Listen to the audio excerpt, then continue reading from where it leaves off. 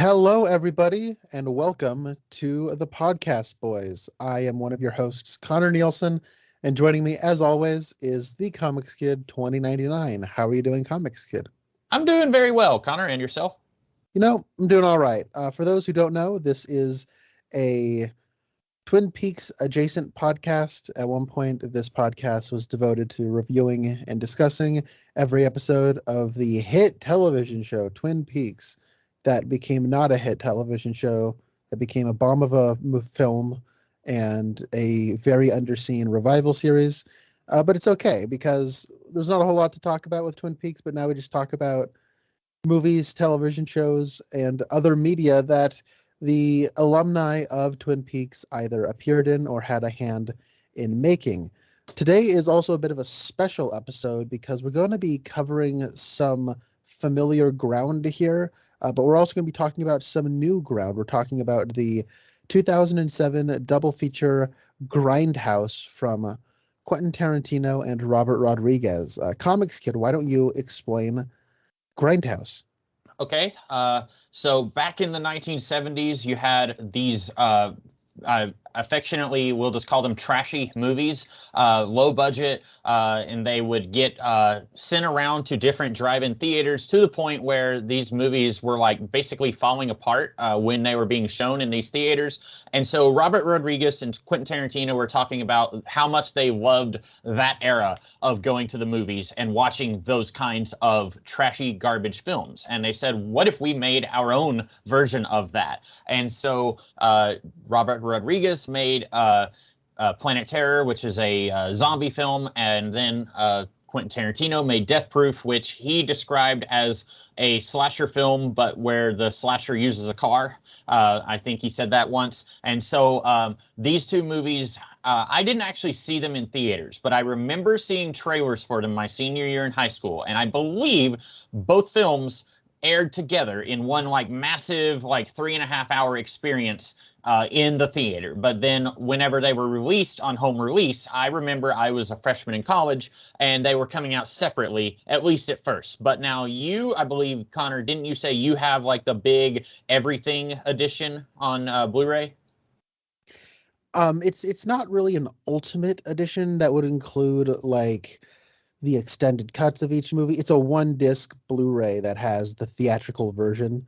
So the version that you got on DVD has extended versions of both of these movies, and I think they split the fake trailers onto each disc across the two discs and across the two releases, anyways. Okay, I wasn't sure how that worked, but yeah. So I really don't know. Usually I try to like read up on like trivia and a little bit of contextual history and stuff about whatever we talk about. I haven't done a whole lot of that for these two movies this time, but years ago, longtime listeners may remember Connor and I had talked about Planet Terror, and the Twin Peaks connection, I guess I should say, for both of these movies is the guy who played Jean Reno in Twin Peaks, and I cannot remember the actor's name off the top of my head. Michael Parks. Michael Parks. There, thank you. And he played the same character in both of these movies. And Connor had just watched like at the time, all of the Fast and the Furious movies, and so you were kind of feeling a little burnt out on like schlocky garbage film, and so you weren't really feeling it when we talked about Planet Terror, when this had to have been like before Twin Peaks: The Return, I would say. But you've been wanting to do this for a while, and I just, for whatever reason, I haven't chosen it. Neither one of us have, but here we are now. We're talking about both of these films. I don't think we've ever done like a double feature like this before, but we figured we would start by talking about Death Proof and then get into our redux on Planet Terror. So Connor, what is your experience with Death Proof, and I guess Grindhouse, the whole Grindhouse experience on the whole? Okay, I have not watched Planet Terror isolated from the entire Grindhouse experience, so I've not seen the extended version of Planet Terror. Death Proof I have. I watched that once when it was I watched the extended version on Amazon Prime, I think, one time, and that was before Tarantino's last movie was coming out. because I was trying to watch all of them. I've seen all of them except for Inglourious Bastards. And my first experience with Death Proof, though, was a part of this Grindhouse double feature theatrical cut. So my first experience with this was not in a theater, but it was the theatrical cut, which is actually, I think most people have not seen that version of the movie. And it's maybe my favorite Quentin Tarantino movie. Wow. Okay. Wow. I would actually say it's probably definitely my favorite Quentin Tarantino movie. I don't think it's his best. I think if I had to put on my scholarly glasses and try to talk about like objective merit or whatever, I think something like Jackie Brown is probably his best movie. And that being said, I have not seen Inglourious Bastards, which is one movie that a lot of people would consider his best movie. But when it comes to Death Proof, it is hitting so many marks that just really, really work for me. And I want to also throw out another caveat. It's my favorite Quentin Tarantino movie with an asterisk. And that asterisk means specifically the shorter version of Death Proof. I've seen the extended cut. The extended cut is like 30 minutes longer. And I don't prefer it. And that's an interesting thing, because you would think when it comes to Tarantino, a person who is not one for brevity, and usually when they get to indulge and be very, very self-indulgent, the results are stuff that usually gets even more acclaim. That's not the case here. I actually think when you're watching Planet Terror and you get the fake trailers and you have the kind of faux 70s theatrical experience and you put it all together, that actually makes the perfect context for the shorter version of Grindhouse. And by that point, you're in a certain mood, and then you're kind of in on the joke of Grindhouse. And Death Proof is kind of a joke movie. Like, all of these are kind of joke. Like, they're both joke movies, and you have joke trailers. But it's a different kind of joke than the rest of the Grindhouse experience. And it does a good job of keeping your movie watching experience of this double feature fresh, and it doesn't get old. And even the movie itself resets itself halfway through, so it stays fresh and doesn't get too old. I'm going to be very interested to talk to you about the differences. Primarily, like, the shorter version does not have a lap dance sequence, and it does not have the scene early on in the second half where the girls all stop at a convenience store. That's not in the shorter version. And when I tell people that, sends up like a big question mark over their head, because for a lot of people, those are like the two standout scenes of the movie. But I think, and then there are other differences where scenes are just shorter. There are some like avenues and like discussions that are tighter. And I don't know, like I really, really like the shorter theatrical cut of Death Proof. And I'll probably get into more reasons as to why in a little bit. But how do you feel about Death Proof? Okay. The reason I was so surprised that you say this is your favorite is because out of all of the Tarantino movies I have seen, I have not seen Once Upon a Time in Hollywood. I have not seen either of the Kill Bills, and I think I have seen all the others.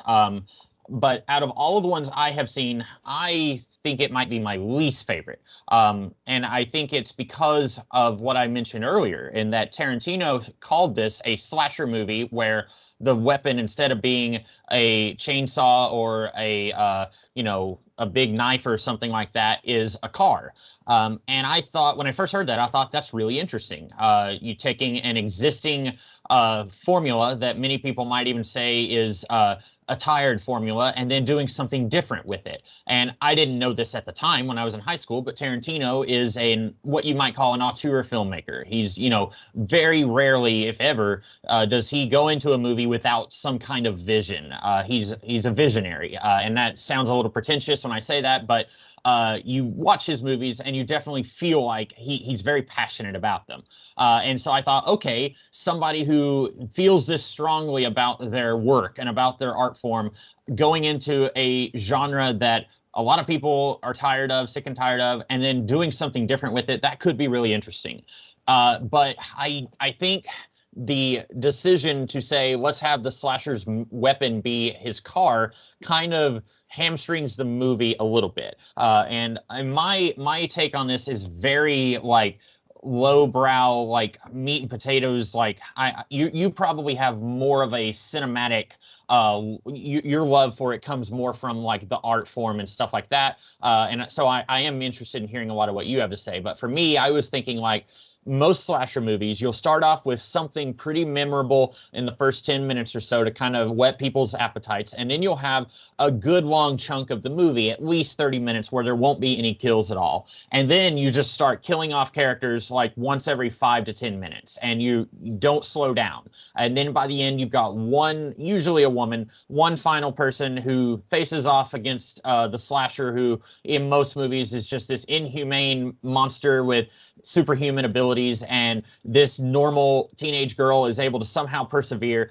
But with this movie, you spend half the movie with this group of characters, and then you get to meet Kurt Russell, and at least in the version where they stop at the in the parking lot, he's like, perving on the one girl who I guess is sort of the lead character in the first half. He's like, going up and like touching her foot, and then she's in the car with her feet hanging out the window, and she's like, whoa, what was that? And so like you're getting to know this group of characters, and then he follows them, and they're all wasted. They're all in their own car, and he's got his own death-proof car, hence the name. He's a stuntman, and then he kills them all, runs them off the road. And then, like you said, the movie resets. And you mentioned that these are joke movies, and I feel like Planet Terror does a lot of things where it's like, oh, LOL, I get it. But you can still watch that movie if you're a fan of like zombie apocalypse movies, and you don't feel like that movie is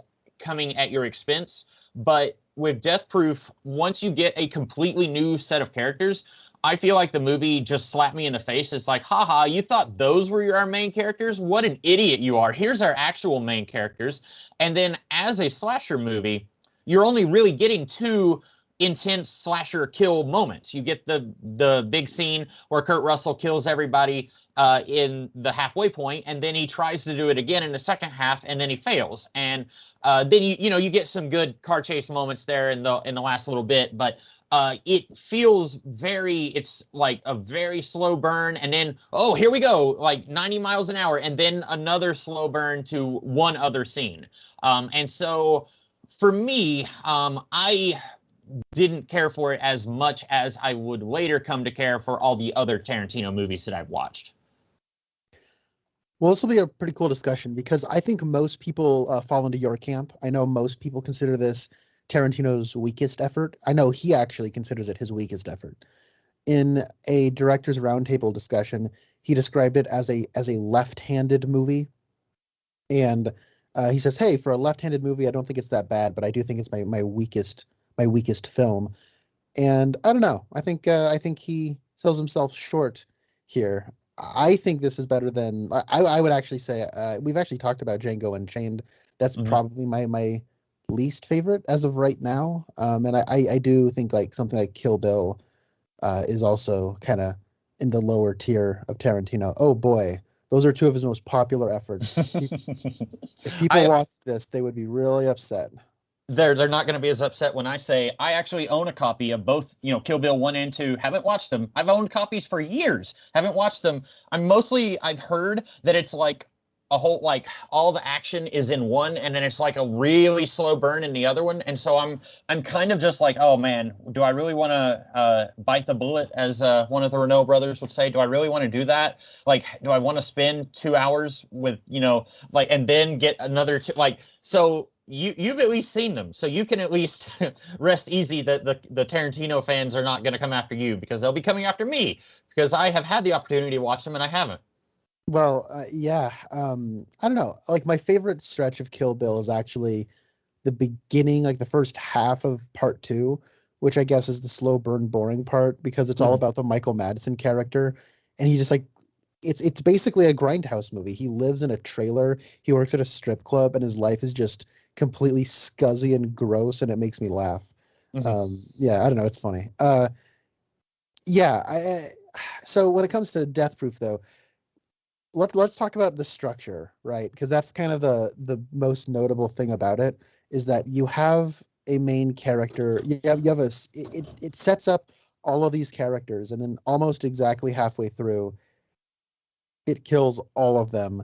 You have a quick transitionary scene where we meet Michael Parks and Marley Shelton from the first movie, Planet Terror, and then we start up again with a new set of uh, women played by like Zoe Bell, Rosario Dawson, Mary Elizabeth Winstead, whichever it is. You know what I mean? Like, so we get a whole new set of ladies, and then it's so that's the structure, and then that kind of culminates in one of the greatest car chases ever seen. It's so awesome. But the first half is actually my favorite thing Tarantino has ever done, and it might be like my favorite thing he ever will do. And I guess to maybe explain myself, because I feel like I got some splaining to do, if nothing else, because this is considered his worst movie. I really like the first half a lot, and the reason I like it so much is it rests on a few. How do I put this? It rests on a few like aesthetics that I really enjoy, and stuff I really want to see from Tarantino, but had never. I can't really get anywhere else. So I'm a big fan of what are called hangout movies. Usually, hangout movies are, a lot of people consider them boring, and that's fine. Stuff like Dazed and Confused is probably the most famous of them, where it is just characters sitting around, talking, hanging out. There's not usually a plot. It's usually just about getting to know these people and hanging out with them as they're doing stuff. And in the case of like Dazed and Confused, there is really like not even barely a plot. The plot of that movie is it's the last day of school and people are looking for like a party to hang out at. So I know that Tarantino has talked about how much he loves hangout movies and how much he really likes the work of Richard Linklater, who was I'm a big fan of the guy. And Richard Linklater is the guy who made Dazed and Confused, Before Sunrise, Before Sunset, Everybody Wants Some. The dude has a streak of hangout movies in his filmography, and those are all movies that I greatly, greatly love.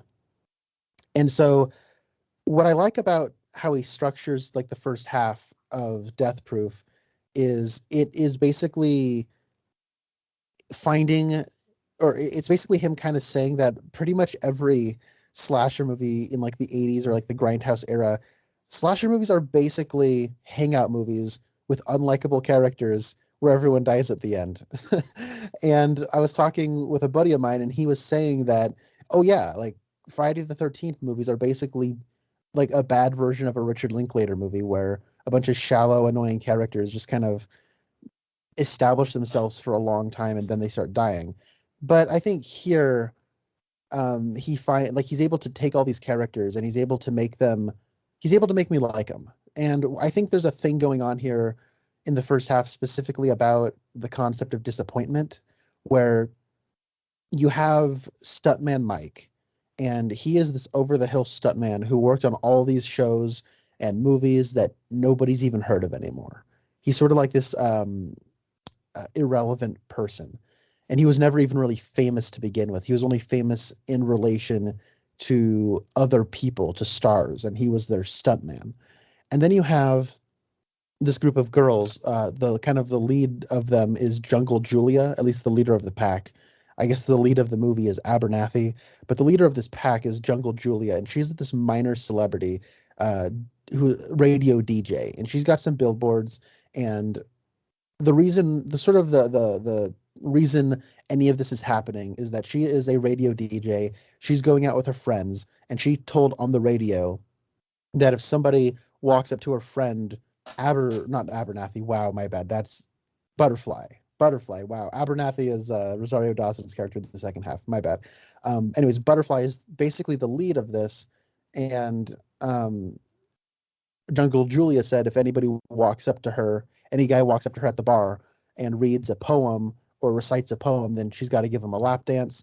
And there's this sort of fun thing going on where all the girls are kind of wanting to get some, but they're trying to like put up this guard like they're not really all that interested. They're kind of putting up like a level of irony to mask like their sincere desires. And then when they actually go out to the bar to hang out, actually they go bar hopping. Nobody really knows them. Nobody really cares about them. And uh, you see all the kind of familiar faces. I guess they're familiar to them. Like you see Warren, the bartender, played by Quentin Tarantino. There's like kind of these like douchey jocks played by Eli Roth and another dude. And but I get the impression that these girls know who those guys are, and so it's not like they didn't get what they wanted out of the evening. They were and Stuntman Mike has this. He expresses this later where he's talking about how, you guys wished that all these guys would be just hounding you all night and you guys would just, really love all that attention. And then it didn't happen. And then what I think is really cool about the first half is how he recites the poem to Butterfly. And, that means that, he's going to get what he wants because he wants this, young woman to give him a lap dance. In some way, it's not exactly the way he wants it. He would prefer it if he could just get it without kind of putting her in a logic stranglehold. She is going to kind of get what she wants. She is getting the attention of a dude and like being able to perform the lap dance, but it's not with a dude that she was particularly wanting to. But at the same time, it is still sort of saving the night for everybody, where in some way people are finally getting what they want after all this disappointment. And then what I think is so cool is in the version I like to watch, right when they're going in for the lap dance scene, there's a missing reel. And it just picks up where they're all leaving the bar and having a good time, and he's going to be giving a ride to Rose McGowan home, and everyone's hopping into the car. And what I like about that is it makes you as an audience member feel the disappointment that these characters have been feeling all night. And I've been getting satisfaction out of watching their disappointment, and now I'm getting disappointment out of missing their satisfaction. And I think that's really, really, really cool. I like hangout movies, and I think I finally got to see a hangout movie by Quentin Tarantino. And I've always seen shades of that in his work. He always talks about how much he likes that stuff, but in stuff like Jackie Brown and Pulp Fiction, and even stuff like I love Once Upon a Time in Hollywood, and that is mostly a hangout movie, it always sort of gets bogged down in some kind of plot. And I mean, I like the plots, but I have always secretly wished I could get just a true blue hangout movie from Tarantino. And this is what that is. And that's why I really like it. And I think the payoff with the very, very efficient kill from Stuntman Mike is just this really awesome cherry on top way to end it all. I've been talking for a very long time, but that's why I really like the first half. Okay. And I can't argue with any of that. Thematically, that's a lot of stuff I did not pick up on watching it, however many times I've watched it. Even though this is probably one of my least favorites, it is probably the one I've seen the most. I don't remember if I mentioned this when we talked about Django or Jackie Brown or Hateful Eight, but while I think that Tarantino is a really good filmmaker, I don't go back to his work very often. I usually, I've seen Pulp Fiction. I don't even know if I've seen it 3 times. I've definitely seen it twice. I was actually, I was with my parents one night a few months ago, and they were channel surfing, and a little bit of Pulp Fiction was on TV, and I was surprised there was actually a scene on the TV version that was not in my DVD. So I was, I've seen it maybe 2.5 times, but yeah, I don't go back and watch Tarantino films a lot. I will watch them and I will say that was a very well made movie, and then it might be years before I watch it again. But I have seen Death Proof at least 3 times, but I've never caught on to any of those themes. So I would say very well spoken. Having said that, I feel like maybe this would have worked better if it was just a 45-minute movie, because I still maintain that giving us, like you said, a hangout movie and then pulling the rug out from under us is just kind of a mean trick to play on the audience. And I don't really think it's very amusing, because then when it's like, okay, now we're going to start over again, I kind of have this feeling in my head like, why should I care? You're just going to pull the rug out from under us again. And he doesn't, but I can't help feeling that once he's already done it once. And so I still feel like this movie is trolling the audience in a way that it doesn't need to. I get that, and I think that's probably a good way of articulating why a lot of people have trouble getting invested in this. Um, and that's like when I had said earlier that these are joke movies, and then a little while ago you had said that it's like this movie is kind of like a joke on the audience, and you didn't really find it amusing. Mm-hmm. I think I would agree with you that it is a joke on the audience, and I didn't really think about it in those terms. But I guess I do find it amusing, and that's probably definitely the place where we differ. I don't know, like I have this thing where maybe I'm a masochist. I don't know. I love getting trolled. I love it when the joke is pulled on me, and they got one over on me. They pulled a fast one on. I find that amusing. I know a lot of people don't like that. I do. I But guess for sorry, me it depends. Like we've talked about like Deadpool 2. The thing that got me excited about Deadpool 2 was seeing X-Force in the trailers. It's the inner 13-year-old in me that loves the Robert Liefeld X-Force stuff, and I was excited to see that on film. And then it takes maybe 2.5 minutes of screen time, and they all die. And people have actually laughed in my face about that when I said that was what I wanted to see, and then the movie like just takes a piss all over me, and I'm just like, okay, it's not funny. Like if it was something that I wasn't invested in, like if it was a Green Lantern movie and they were building up Hal Jordan as being like the heart of the Green Lantern Corps, and then like something happens and somebody shoots him in the face 10 minutes in, and then you have to make a movie out of Gnort, the little fox Green Lantern, I would find that hilarious because I don't care about Hal Jordan. But when it's something you are invested in and then the rug gets pulled out from under you, for me, I don't. That's where I don't like it. And so, like, if it was, if I was trolled in like a little 10-minute joke or something, like if it was a video on YouTube that I'm not paying money for and I'm watching it, and then at the end it's like, haha, and it's like, okay, that was fine. It was a 10-minute joke or whatever. I wasn't, that invested in it. Then that's fine for me. But when it's like, I found myself getting invested in this group of characters, and then they all got killed off. And so I think that's where. And I had heard you say before that you had called them shaggy dog stories. I don't remember where that term gets its name, but you had said you like shaggy dog stories. And so once you started to explain what you liked about the movie, I was kind of thinking, oh yeah, that makes sense, that Connor would like that. But for me, like, it all comes down to, am I invested in whatever it is that the movie is going to take away from me? that is a very, very good point. And to take something you had said earlier, can't really argue with it. I think it's very sound, logical reason for not, and it's something, and I'm glad I'm having this conversation with you, because I hear a lot of people are dissatisfied with this movie, and then they just don't really want to talk about it, which is fine. Mm-hmm. But I'm kind of glad I'm getting this insight into the mind of somebody who just doesn't really care much for it. So that's cool. So did we want to get into the second half of the movie? Or is that where, because you said that you really liked the first half. Do you like the second half as much? I don't, but I still enjoy it a lot. It does give us, I think, one of the greatest car chases ever. I don't know if I've really talked much about this on this podcast. I love a good car chase. Car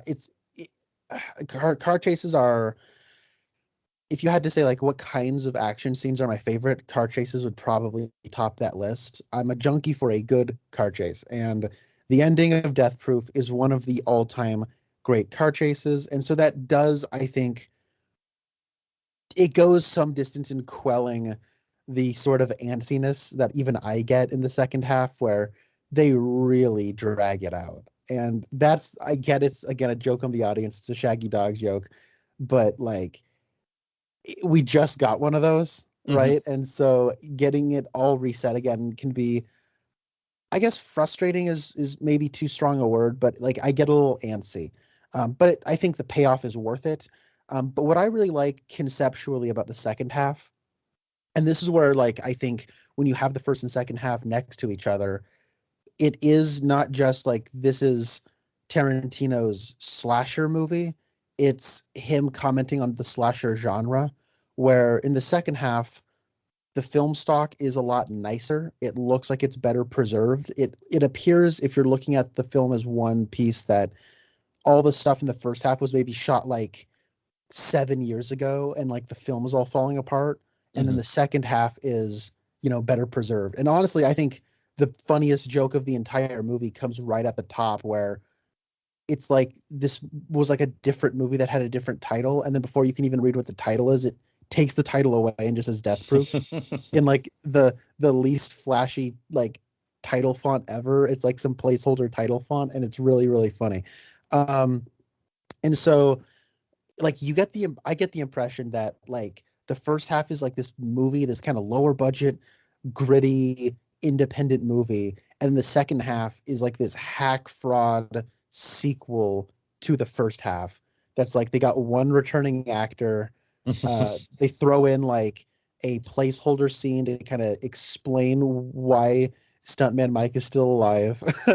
you come up with like this excuse, and it feels like, how when you watch like Friday the 13th, and that first one, bad and boring as it may be, it feels like more authentic and gritty and like a bunch of people trying to make a movie. And then by the time you get to like part 8, it's like this schlocky supreme, like everybody knows what a Friday the 13th movie is. And it's like you have all these movies getting you to there, but if you were to just put 1 and 8 next to each other, it's like, what? Huh? I feel like that's what Death Proof is. It's taking parts 1 and 8 of a slasher franchise and putting them next to each other, where this does not happen. But I would not be surprised if in the second half you have characters saying lines from the first half, like they're these like iconic catchphrases. But in the first half, it would have just been this mundane line of dialogue that was completely innocuous. That's like what I feel like the joke of the second half is that it is like the slasher sequel to the first one, but it also is a different genre unto itself, where it is very much Tarantino doing Russ Meyer car movies, which was its own thing. Okay, I really like your description of this being Death Proof 1 and 8. I think that's really funny. So do you find, because you had what I felt was a very insightful look in the first half about like disappointment, like nobody knows who Stuntman Mike is, and these girls think that they're going to have the time of their life, and like no one knows who they are. Do you feel like the movie kind of loses some of that in the second half? Yeah, because it's just trying to be a goofy Russ Meyer girls in car movie.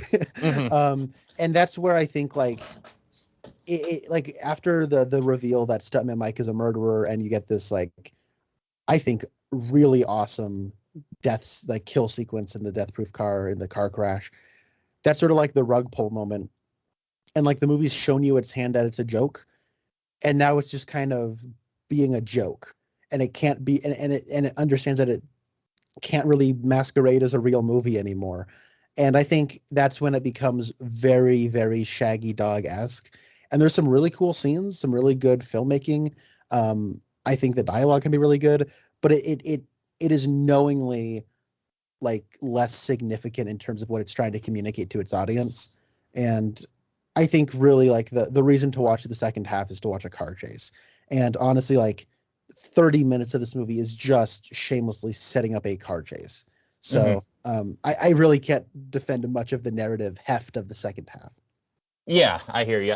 I did want to say something before I forget. So the first half of the movie is set in Texas, and then Michael Parks says, like, I can't technically prove that he deliberately killed these girls, but I can make sure he never, sets foot in Texas again. And then the second half, it's like, it almost reminds me of Civil War, where it's like Queens, like all over the screen, and it's like, welcome to Lebanon.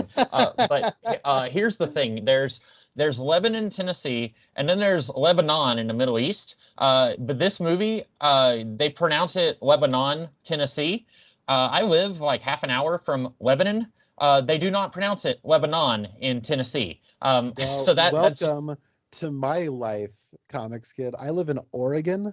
And everyone calls it Oregon or Oregon. It's I just want like you and I both. We just need to like orchestrate a minor inconvenience kidnapping of these filmmakers and just take them to the place where they're setting their movie and just say like, you get to live here for a week and then you can make your movie. Because that's the anyway. Just a really minor nitpick there. Did you have anything else to say about Death Proof? Because I I didn't really, other than just my whole like my take on it. I didn't have a whole lot of like profound insights on the movie. Okay. Um, I think that Stuntman Mike is awesome. I think it's a great idea for a character. I think Kurt Russell's very charming and charismatic, but also kind of creepy. I just think it's got a lot of fun lines. Warren says it, we do it. That's a pretty good line. I don't know, like, do you have any like thing to kind of respond, like when you hear me say that the lap dance scene is not in the movie anymore, or there's like the scene in like the at the convenience store where he's like licking her toes and it's like black and white. That whole scene is just not in the movie. Do you have any like way of responding to that, or like does that make you curious? Well, the version I have is the one that has those scenes. And so when you were saying that like the version you prefer doesn't have those scenes, I was kind of surprised that there is a version that doesn't have the scene where he's licking toes, because this is a Quentin Tarantino movie and he likes feet. But you know, you're right thematically. Like cutting the lap dance makes a lot of sense, since the whole first half is about like, you know, get used to disappointment and stuff. Having said that, you know, who doesn't enjoy watching a good lap dance? I don't know. Maybe no one does. Maybe you prefer being on the receiving end. I don't know. Hey, all I'm saying is when I tell people that scene's not there, a lot of people are like, "What? That's like my favorite scene in the movie." So, hey, you're probably onto something there. Yeah. No, I can understand like the reason why. And so you have seen both versions of the movie. Is there anything about them going to the convenience store that you think needs to be taken out of the movie? That No, scene. I think it's a really cool scene. Actually, it's creepy. It like, kind of like does a good job of we're in Mike Stuntman Mike's POV for a little while. Mike's POV. That's an episode of 21 Jump Street we talked about. So that's like it's a cool scene that like kind of establishes some menace, and like it does a good job of like creating this like tension that is always there, and then you start noticing Stuntman Mike in the background of every scene, and like that's cool and all. And I kind of wish the scene was maybe still in the movie, but it's weird because I think why I don't like the extended version of this movie as much as the shorter version is because that extra half an hour just sort of overall makes a big difference in terms of like pacing and like you as an audience member, like it's only little stuff here and there a lot of the time, but the overall weight of that half hour you really do feel, I think, anyways. And I remember like hearing Jay Bauman say a similar thing on like a Twitch stream from Red Letter Media, and I was like, I agree, because he had a similar thing where he went to go see this movie in theaters and just like had a blast and loved it, and everyone was just like laughing and clapping. And then like when it finally came to DVD, it was the extended version, and then he got all of his friends together to watch it, and no one was nearly as into it. And he said, I think that those 30 minutes do make a difference. And I think like little things, like there's like a part where Butterfly goes out to like make out with a dude in the back of a car, or, you know what I mean? Yeah. And that kind of, I feel like takes away from what I'm liking about it, because she is getting a little something. And that, and so like this whole thesis I have about why it works kind of starts to break down a little bit. And, you know, a lot of people love the lap dance scene. I guess to invoke the great Jaws that everyone loves to talk about when they want to talk about this, in my head, the lap dance scene was better than anything they could have done. Okay, yeah. You know what I mean? And so like because it's not just a lap dance scene, it's like you see the joy everyone's feeling after that scene, and how like the night was almost saved for everybody. And I kind of like to imagine what that was like as opposed to actually seeing it. That's a good point. Yeah. And yeah, the scene like where she's making out with the guy, I remember kind of getting a mild like when I watched that, because like earlier she's talking with her friends and she's like, and he's always whining, and then it's like they're right on the porch of this you know, little hole in the wall place, and then he's like, come on, let's do it, let's go, and she's like, just stop with the whine. And so you get a little bit of a callback to that, so I kind of thought that was funny. But you're right, like I almost hearing you talk about the extra 30 minutes reminds me of the different cuts of the Watchmen movie. And I think you and I have talked about this before. There's 3 cuts of the Watchmen movie. There was the theatrical cut, which I have never seen. And then there's the longest cut that has like all the animated pirate stuff added to it. And then there's the middle cut, which is what I have.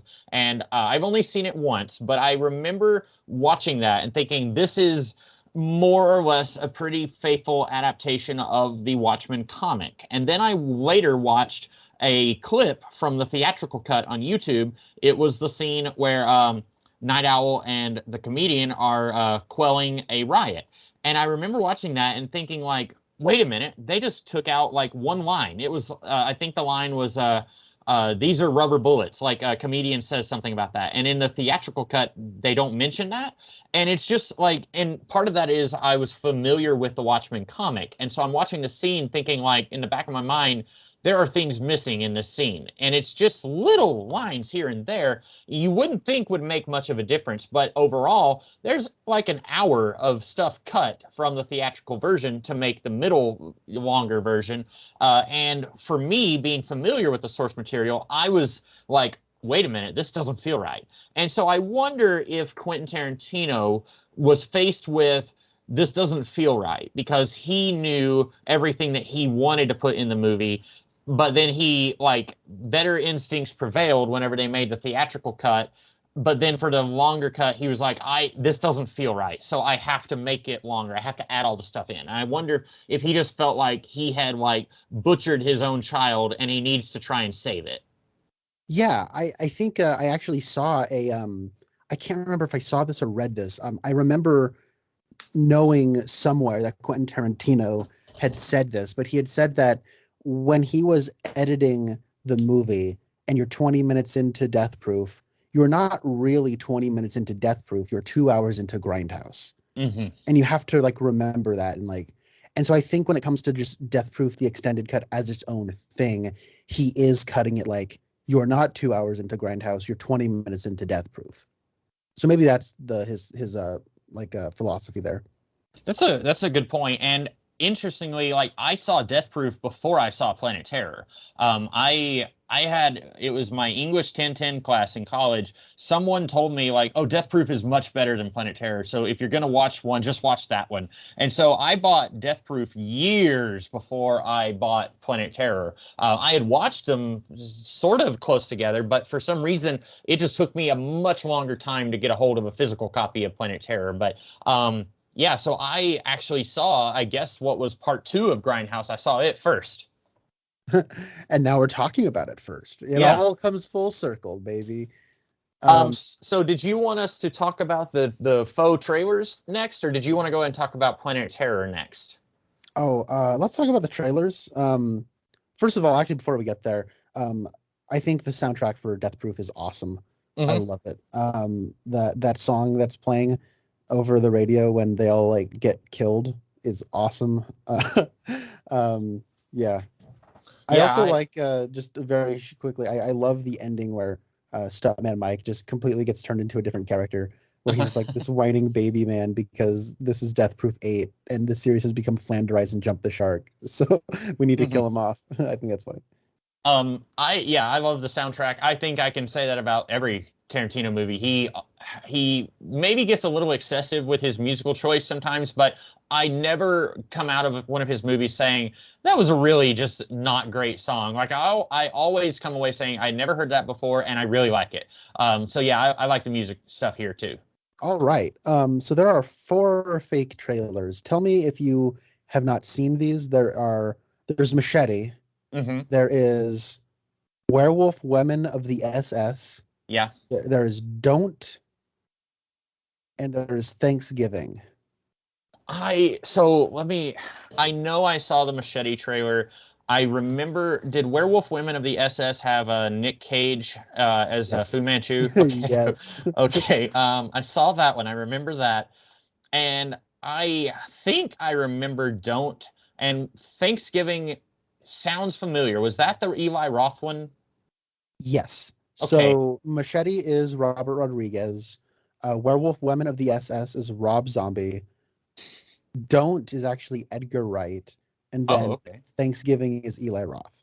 Okay, Um, yeah. of these And four, do you have a favorite or? probably Werewolf Women of the SS. I'm not just the biggest fan of Rob Zombie as a filmmaker, but just the title alone, I think, does a lot of the work. And then Nick Cage in like a 3-second cameo as Fu Manchu, I found to be hilarious. And so yeah, I like that one.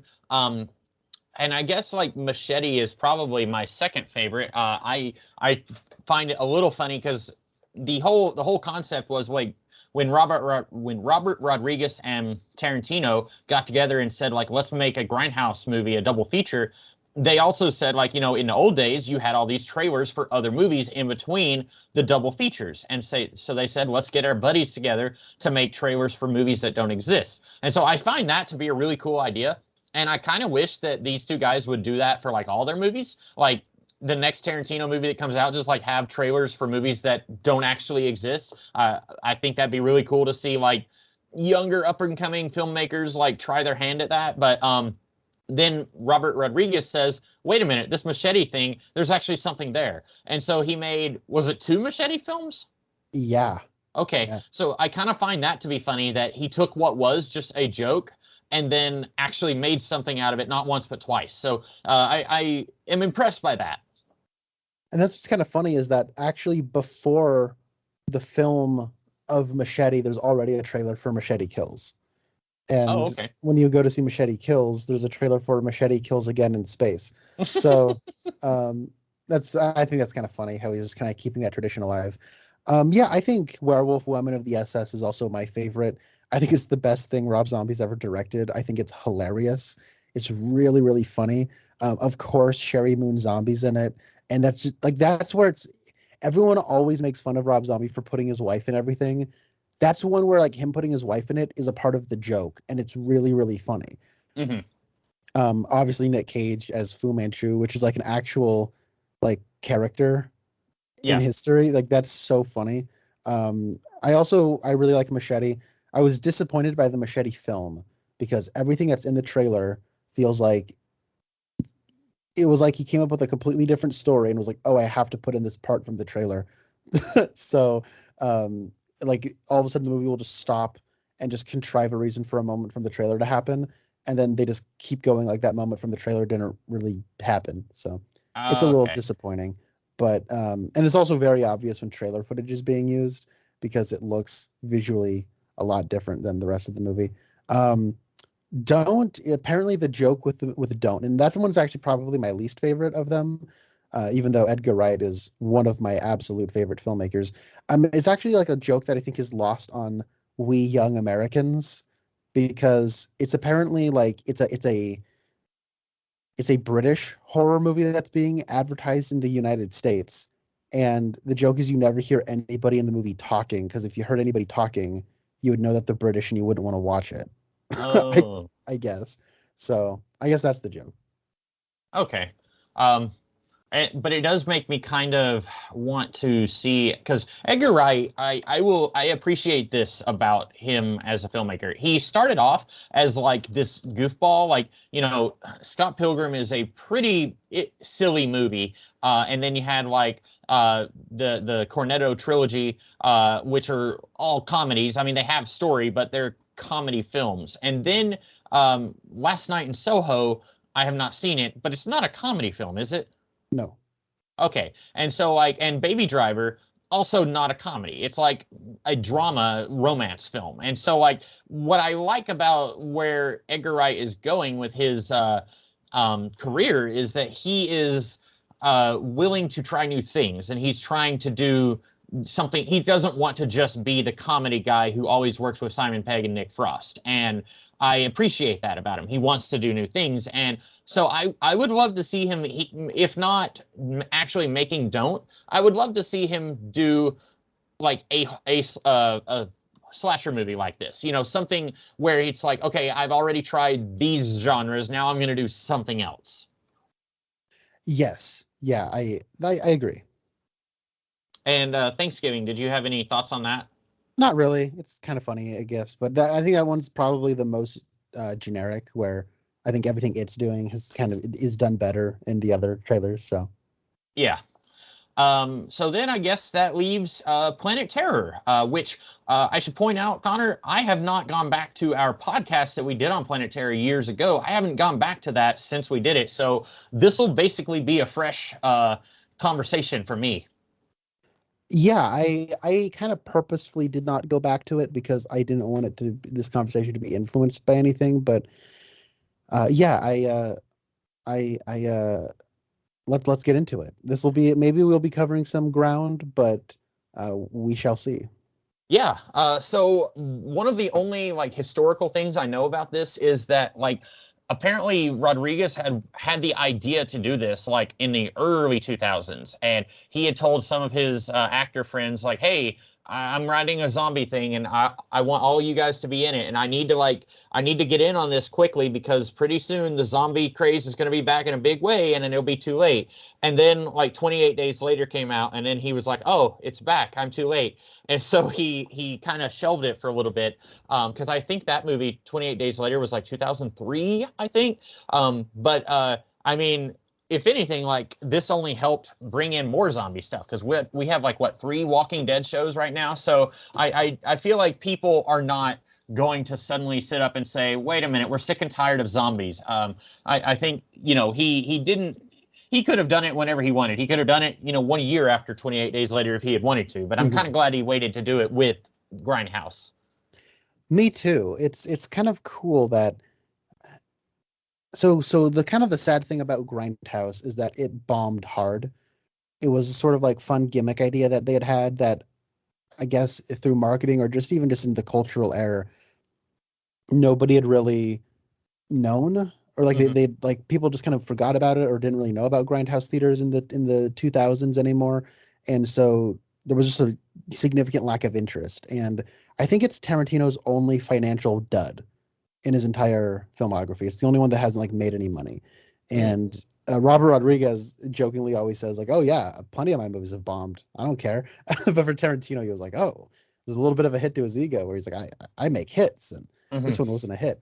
But what I think is kind of cool about that in retrospect is that now that zombies, especially I think the zombie craze is dying down again, but it'll be back.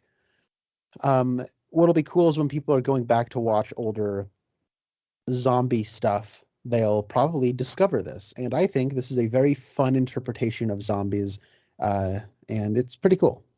Mm-hmm. And I'm not a gigantic zombie person.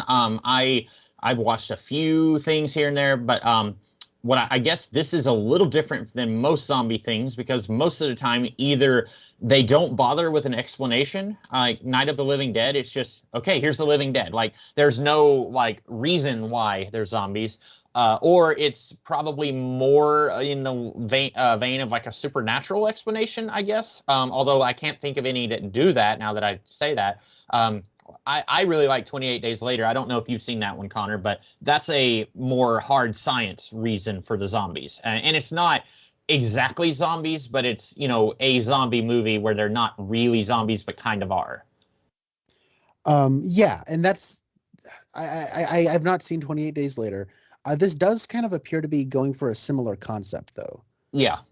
Where it's like this infection, and they are, for all intents and purposes, zombies. But their skin boils. That I don't know. Can they be cured? I don't know. There is a gas that they can breathe that will slow down their. I don't know if it cures them, but like they're breathing in the gas that seems to at least halt their transformation. But once they have started, like there's one, I don't know if it's in the version you have seen, but in the version I have seen, there's a part where Quentin Tarantino plays a sadistic rapist, and he like.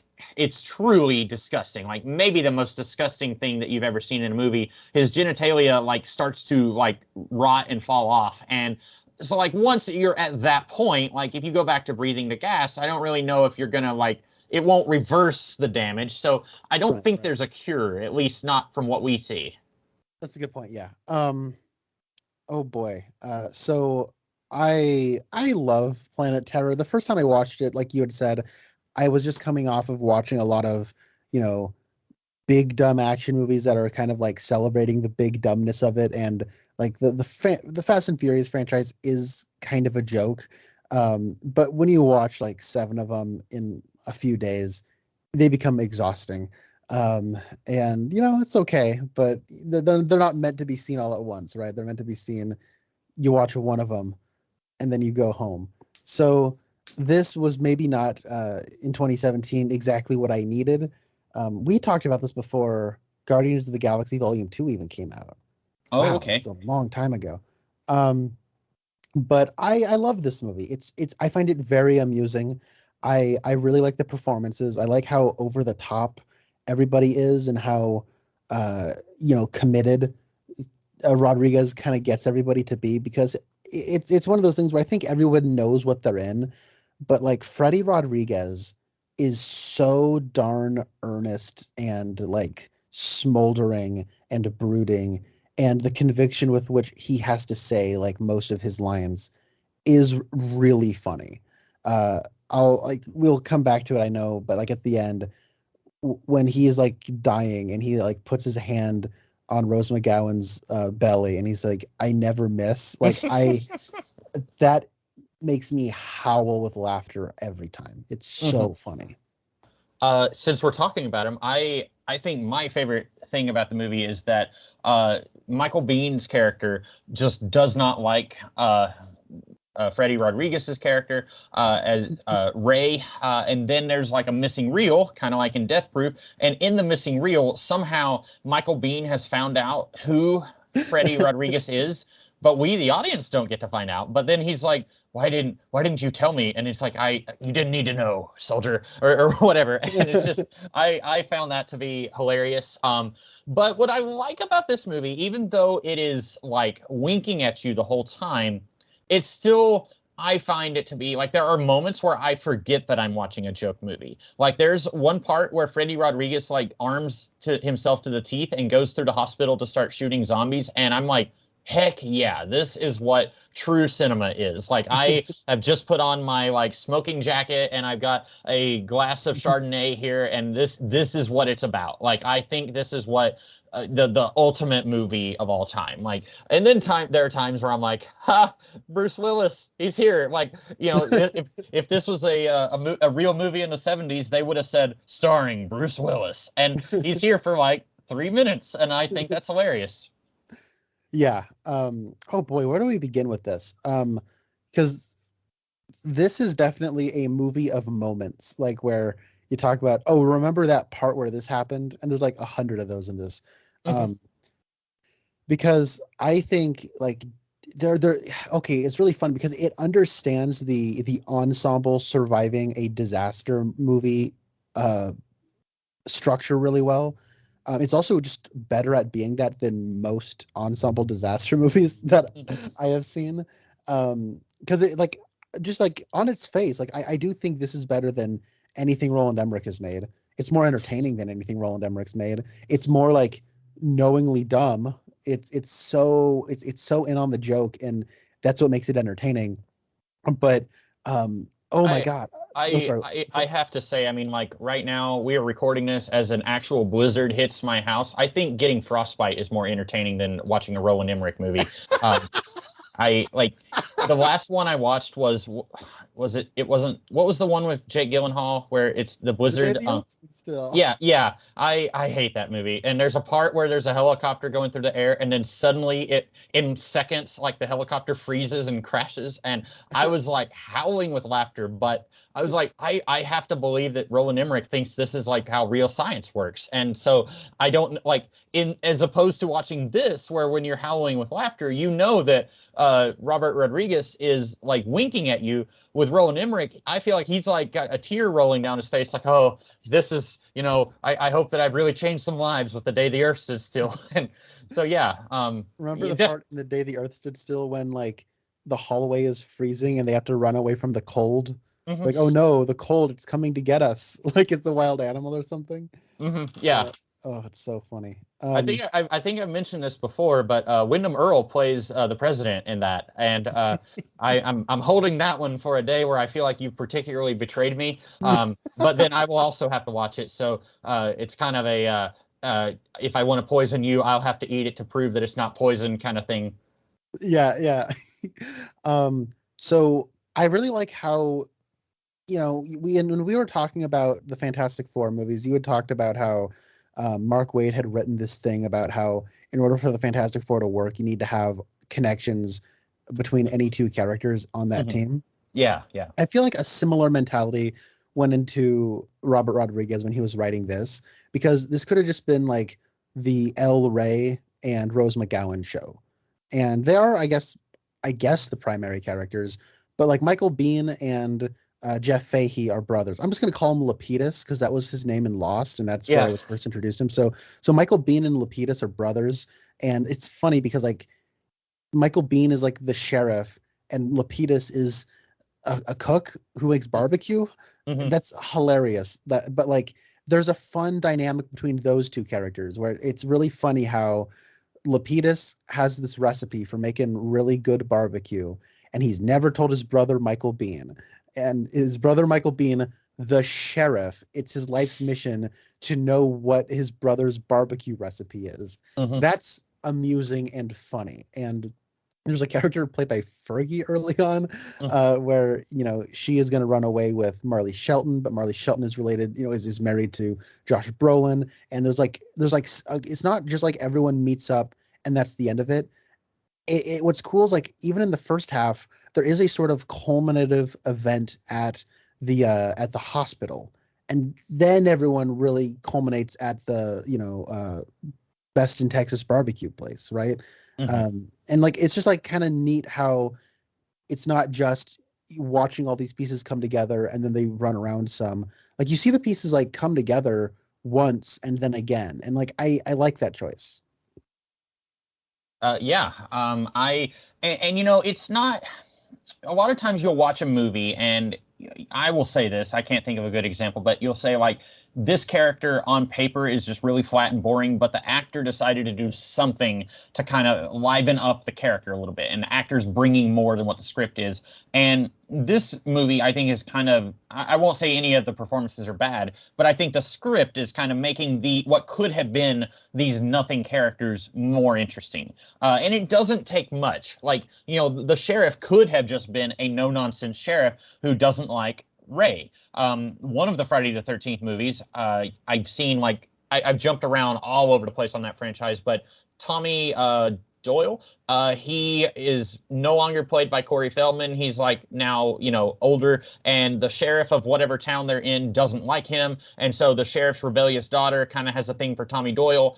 And like in that movie, like the sheriff just doesn't like Tommy Doyle, and that's basically it. And here you could have had that, but then Robert Rodriguez probably thought it was funny, like, hey, what if there's this feud about the barbecue? And that is funny. And it's completely nonsensical, but it's hilarious. And in real life, you probably do know people who they may not be arguing about, like, I mean, I live in the South where, like, a woman's biscuits recipe is like, that's her livelihood. If somebody finds out how she does it, then she doesn't have anything special to contribute to society anymore. And so, like, this does have a certain grain of realism to it. And so I like that, like, all these characters, like, there's not much to Josh Brolin's wife, but like there's, everybody has, not everybody has necessarily had to run away from an abusive family member, but everyone knows someone who has. And so, like, even, that's pretty much her only characteristic, but it's something. And sometimes in a movie like this, like, I actually kind of like the Zack Snyder, James Gunn, is it Day of the Dead or Dawn of the Dead? Dawn of the Dead. Dawn of the Dead. I actually kind of like that movie, but a lot of those characters, they don't have any traits. They're just there trapped in a mall. And there's like a couple of conversations they have with each other, but there's still a lot of characters in that movie who just don't have anything going on. And so I think that Robert Rodriguez made a really good choice of, when there's not entertaining zombie action going on, you still want to be entertained. You don't want to be bored waiting for the entertaining parts. And so he found a different way to entertain us. Yes, I heartily agree with you there. Oh man, and speaking of which, like, I'm thinking of that character. I think Rodriguez does a really good job of balancing tone. Like you had talked about earlier, like the part where Ray is like taking out zombies in the hospital and it's just awesome. Mhm. Like it's kind of funny when like there are some funny gags in that scene, but it is like a cool action scene that is satisfying in an action way. And then you also have like later there's that scene where like Marley Shelton, like, or is it Sarah Polley? Which actress is it? They look very, very similar. They both look like Anna Faris. I Yeah, know yeah. one of them is in Dawn of the Dead and one of them is in this. I think it's Marley Shelton is in Yeah, this. Sarah Polley is in Sarah Polley's in Dawn of the Dead. Marley Shelton's in this. Yeah. Um, and there's a part where she's trying to get into her car, but her hands are numb, and Yeah. it is so funny because like it is slapstick comic acting, which like because like Marley Shelton is playing this thing so what's the word I'm looking for? It's like melodramatically. Yeah. And her character, like this is like a nightmare for her, like her character. And like the actress kind of knows that it's a joke. So like she's being overly melodramatic and kind of silly with it, but like you don't think about melodramatic characters behaving in a slapstick way when they're being melodramatic, and that's what she's doing, and it's really funny, but also it's kind of gross Yeah. because like she like breaks her like wrist, and like her trying to like get into the car and like unlock the door and like all the stuff, like you're on edge because you know something bad is going to happen, like she will hurt herself in some way, but like it's still kind of funny because her performance is funny. I don't know, like a lot of this movie balances tone in a really cool way. Yeah, yeah. That when as soon as you said her hands are numb, my mind went back to like the part where somehow like her hand gets in the door handle and then she slips and I'm just like, oh, like it's a very visceral, like it's just I think my wrist just in like sympathy is like, curling up right now. I'm just like, but yeah, I agree. I think that like there's moments where so at one point, Marley Shelton's character, her son, like she gives her son a gun and impresses on him like two or three times, like, do not point the gun at you. This gun is for emergencies in case evil zombies come. Okay, this is really dangerous. Do not. And then like she's 2 seconds later, you just hear a gunshot and she's horrified because her kid has just accidentally shot himself. And it is horrifying. I don't want to make it seem like we are making light of gun accidents and a child being dead as a result. But at the same time, it's comically timed because of Yeah. how many times she tells him this is really dangerous, like be careful with it, and then immediately you just get the feeling that he just pointed at himself and shot. And so like it's kind of similar to that scene where it's like it's a mix of horror, and I imagine if you have a kid, you're going to feel even worse, but it's a mix of horror and like, I shouldn't be laughing, but at the same time, I'm kind of laughing a little bit. Well, it's really funny because I feel like the joke there is, maybe if you actually do have children, it's even funnier because like what if you have a kid and you're always telling them to not do something and they do it anyways? Mm-hmm. And like in this over the top world, maybe that is kind of funny if you're a parent. Yeah. I love the line where she's like, if anyone who comes to this car isn't me, shoot them. And he's like, what about dad? Especially dad. Mm-hmm. Great line.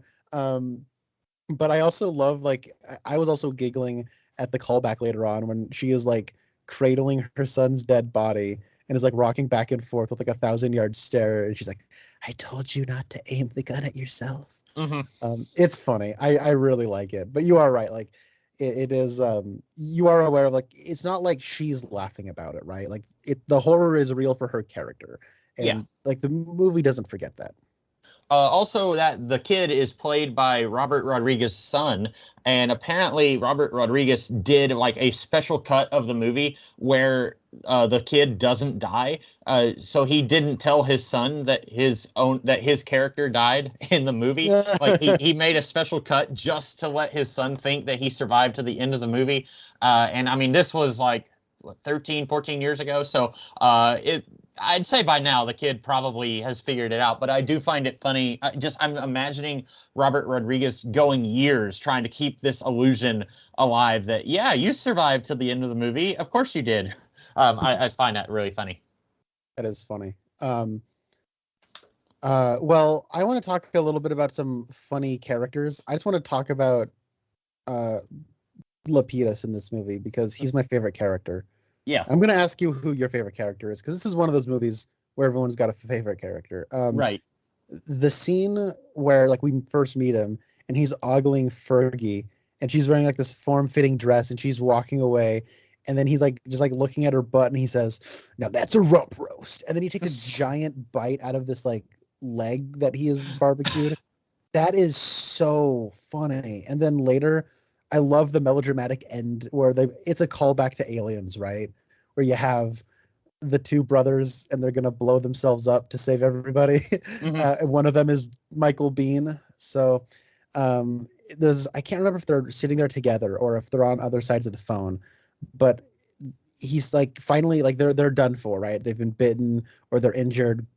They're just sitting there next to like an oil drum ready to blow it up, and they're like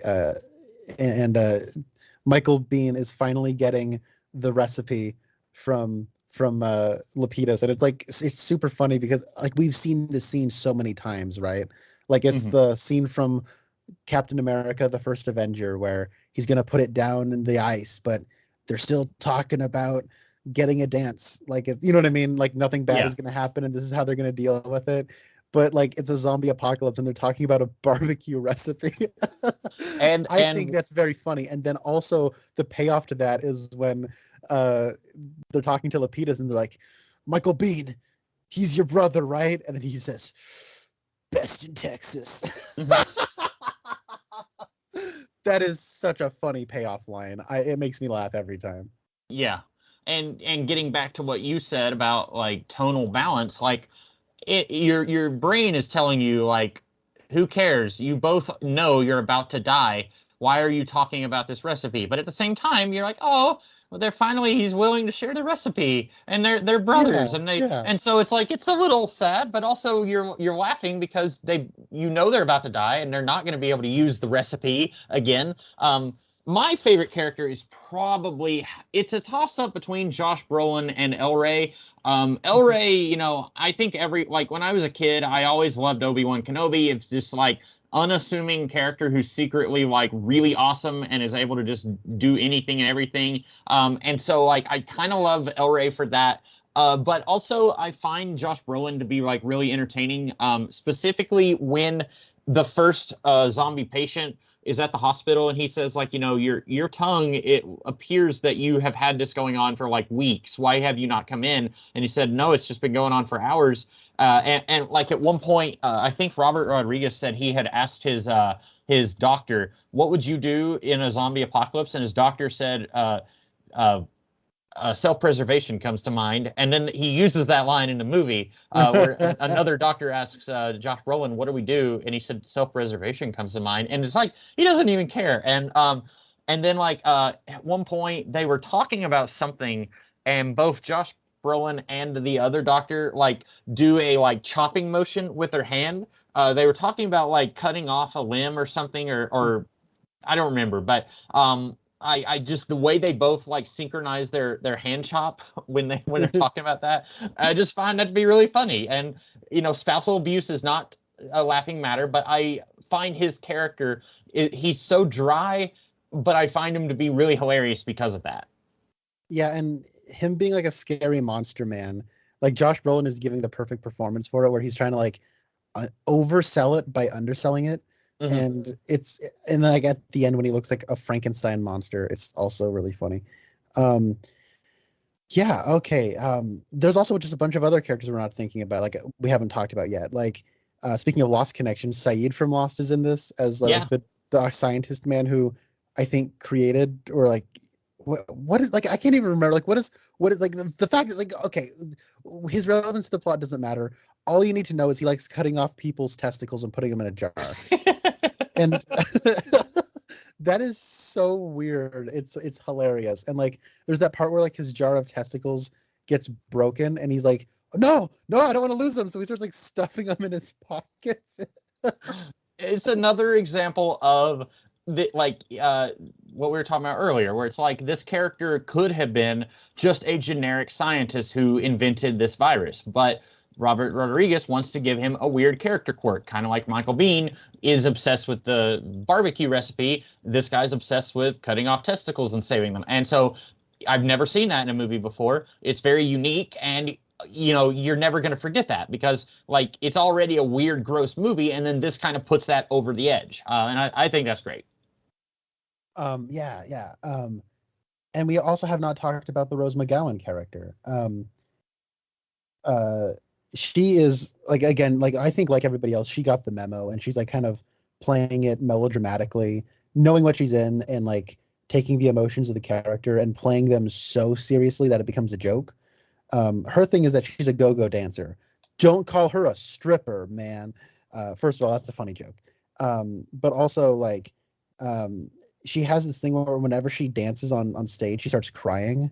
Mm-hmm. And she also doesn't like being called babe. And so like she has like a bunch of these like personality traits that just sort of materialize. No, I wouldn't say they materialize out of nowhere, but it's like you're looking at every single down on their luck protagonist from the 80s. Like Marty McFly doesn't like being called chicken. You have the go-go dancer who like she cries when she's like just so into her art that like doing it gets her emotionally worked up. It's really funny. And then the point of the matter is she gets a machine gun leg, and it's the funniest thing. It's really great. And I haven't seen the movie Machete, but you were saying like the movie feels like feels obligated to work in those scenes from the trailer. This feels like when they were in the early stages of this, someone said, what if we gave her a machine gun leg? And then everyone's like, yes. And then it still feels perfect in the movie. Like that's a trailer moment. I remember seeing that in the trailers, but it doesn't feel shoehorned into the movie either. That is exactly what you want to do in a Grindhouse movie, I think. I agree. Oh man, I'm sorry. There's like a ton of thoughts coming to mind. Tom Savini has a cameo in this movie as one of the deputies, and he's hilarious. Like I love the part when they're handing something off to one another, and it's this very slow, dramatic handoff, and then like a zombie just shows up out of nowhere and eats somebody's arms off. And Tom Savini's face in that scene is great. Tom Savini in general is just a delightful man. So I know that he is a horror icon. I'm about to have to tear a corner off of some card, but I know he's a horror icon. But I know him from this movie, and he was also in From Dusk Till Dawn, also directed by Robert Rodriguez. But I don't know, like, is he mostly a makeup guy, or is he a director? Like, what's he mostly known for? He's mostly known for behind the scenes. Like, he does do a lot of makeup, but also stunt work, and just, like, generally working on movies. He is in the original Friday the 13th, where...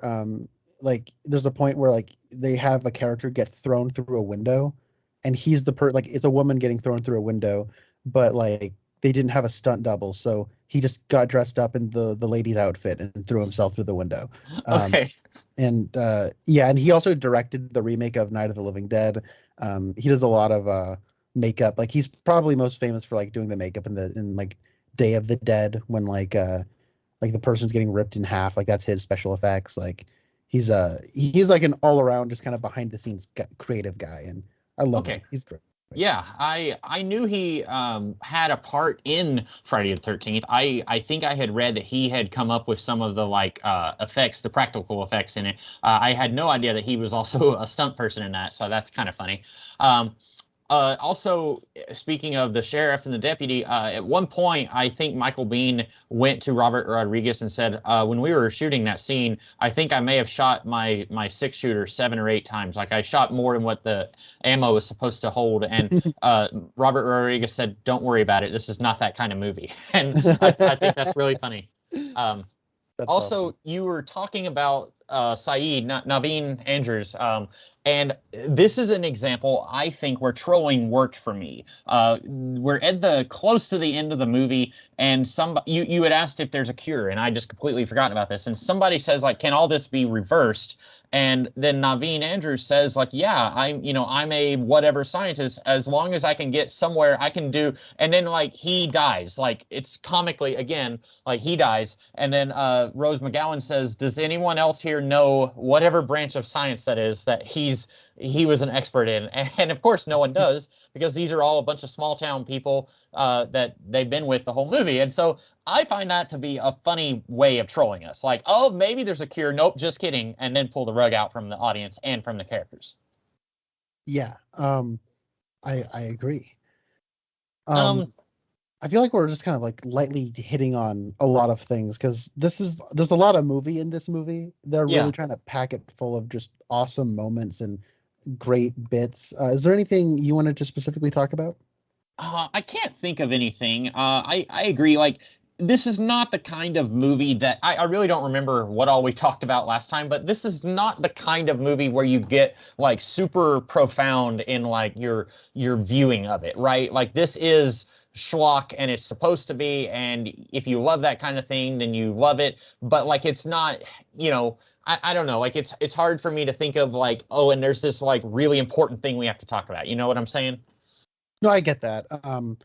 I guess we ought to talk about our Twin Peaks connection. Michael Parks, he has a very Yeah. small role in this. I think it's really funny that when the reveal is that he is Marley Shelton's dad, and when they open up the door, his front door, you see blood splattered all across the wall behind him because his wife got turned into a zombie and is already taking care of her. I just think that's a really funny detail that they didn't even need to necessarily put there. Um, but he's also in Death Proof, and Marley Shelton is also in Death Proof as well. And that's a scene which is very, very long in the extended version, where the joke is they keep walking down the same hallway over and over and over again, and Hmm. it's the same set. And the joke is, haha, small movies have very limited sets, and in these Grindhouse stuff, they would just have this exposition scene of them walking down a hallway, but it's the same hallway over and over and over again. um, and like him talking about like his theorizing about Stuntman Mike's psychosexual like fascination with murdering women in cars, like that's all of that is like a lot more extended in the longer cut. It's actually a very short scene in the theatrical version.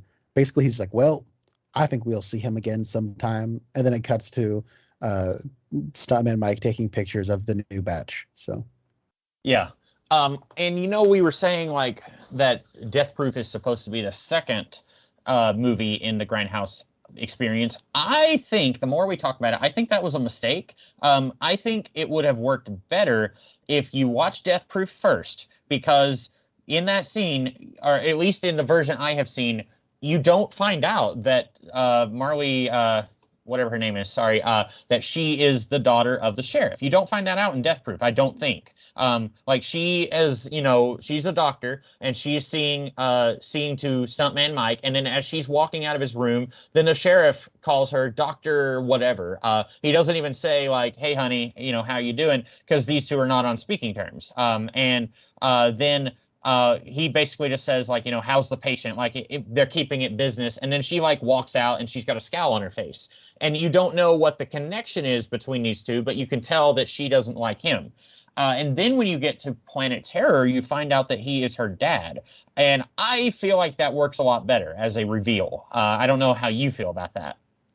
I think I like the way it is because I think it's kind of a fun gag that Death Proof is a prequel. And so when you are watching this, it's like you become aware that they are that they're related, and so they don't necessarily need to tell you what that connection is. You just kind of knew they had a rocky relationship before the events of Planet Terror. And so when Hmm. you watch Death Proof, and it's like, oh, hey, we're getting a little bit of something there, filling in the gaps in the past. And I think the reason I like the way it's set up right now is because you have um, you have Grindhouse, and it's sold in a certain way. It has a certain aesthetic and also a certain joke just baked into its DNA. about this is the joke of the movie. This is kind of the style and the tone we're going for. And you get a trailer that's like that. You get an entire movie that's like that. And then you get 3 more trailers that are like that. And then you get Death Proof. And that's the one where like the joke changes itself up a little bit.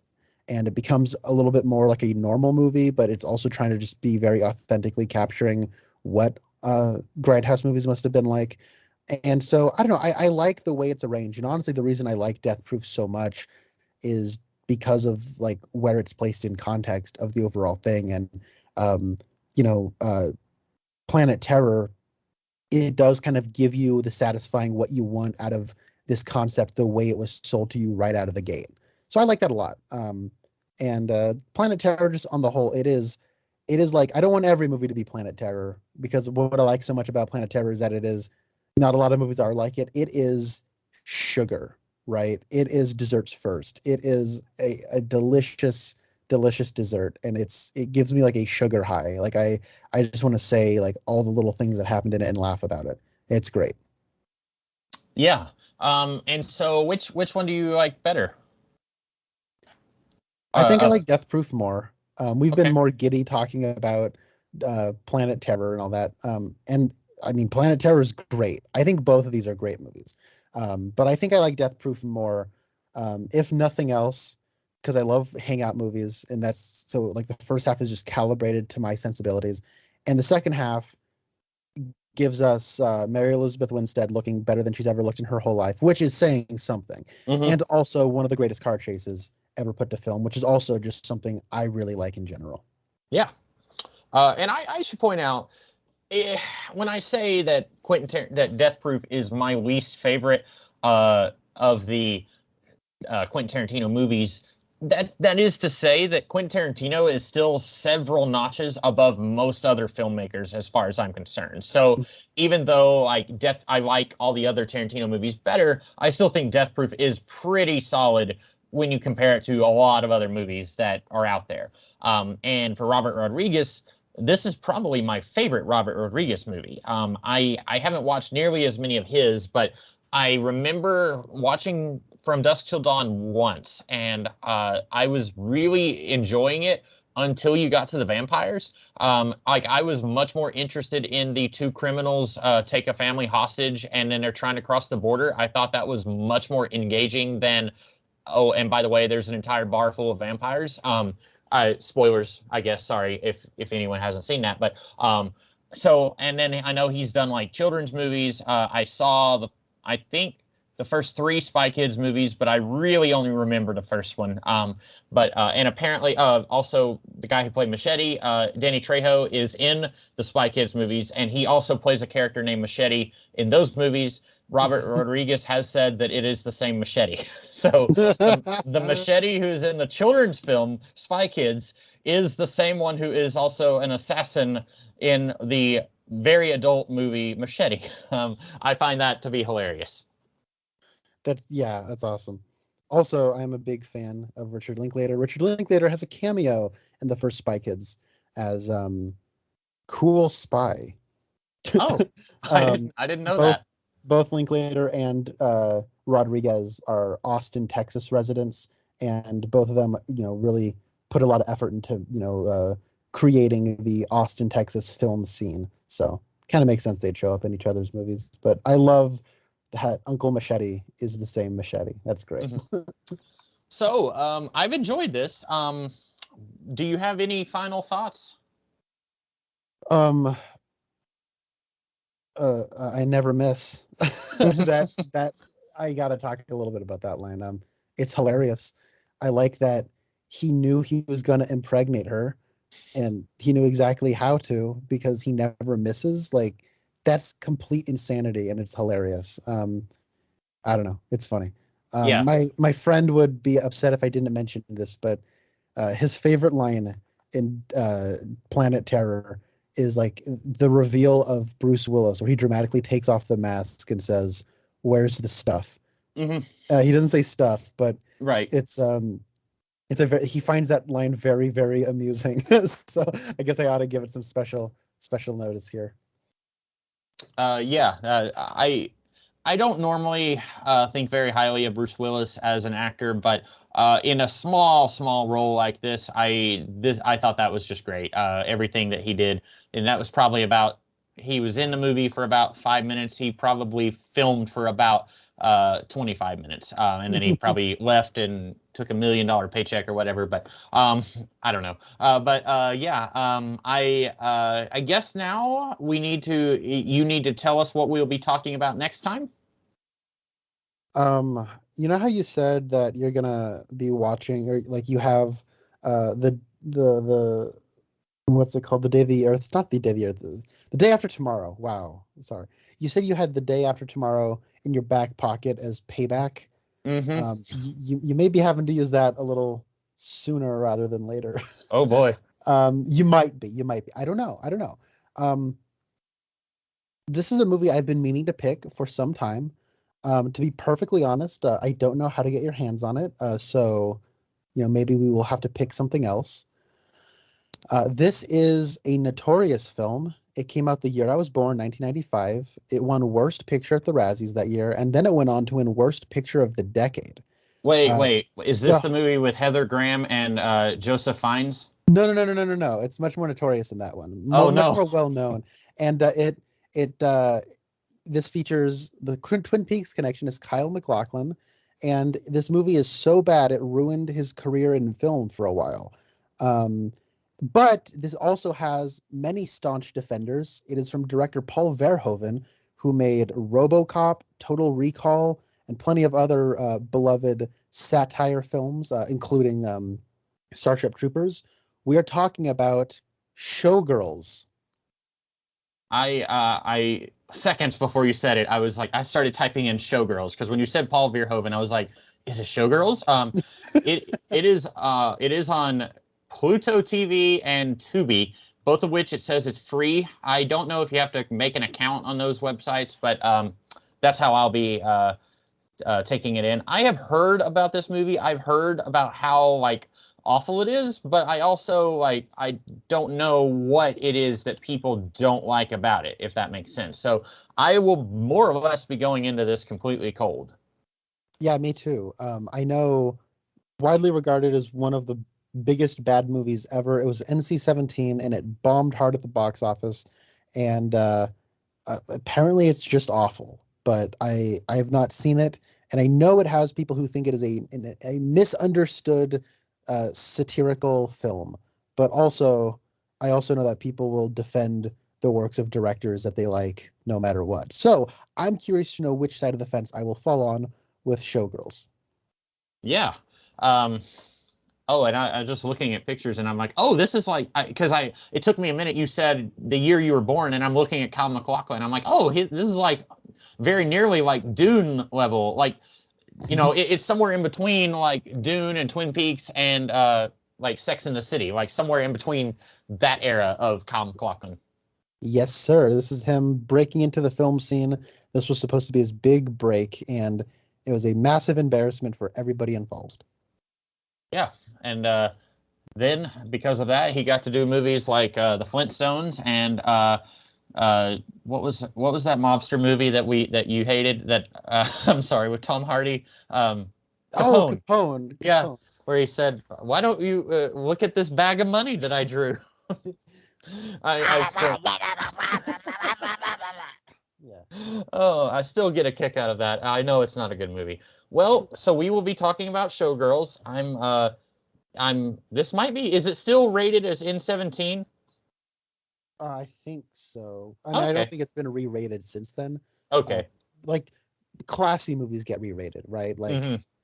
Midnight Cowboy was rated X when it came out, but now it's rated R, so. Well, then this might be the high, I guess, I don't know if you say highest in this case, but the highest rated movie that we've talked about, or the worst rated, I don't know how to call it, but this might be one of the more, I guess, adult things we've talked about, maybe. Mm-hmm. Yeah, I think so. Oh, and Robert Davi is in it. Yes, he is. More connections. Yeah. Well, so that's what we'll be talking about. I don't want to say I'm looking forward to it, but I'm tentatively I'm interested in that. So we will see everyone in a couple weeks. In the meantime, I am the Comics Kid 2099. And I'm Connor Nielsen. And we'll see you then. Have a good one.